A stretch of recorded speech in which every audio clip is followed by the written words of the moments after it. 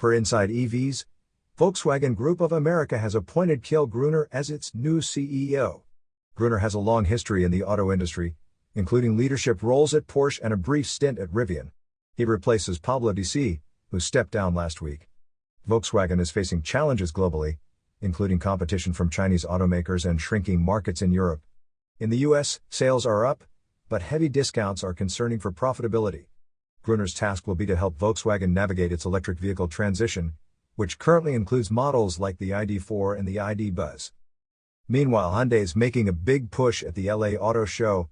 The company plans to unveil the Ioniq 9, the US spec 2026 Kia EV6, and the 2025 Hyundai Ioniq 5.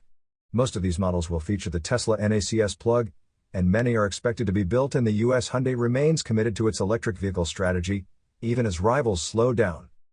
On a less positive note, Ford is cutting nearly 4,000 jobs in Europe due to weak demand for its electric Explorer and Capri models.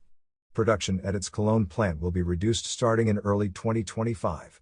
Ford cited industry shifts and increased competition as reasons for the cuts. You are listening to Yuan News.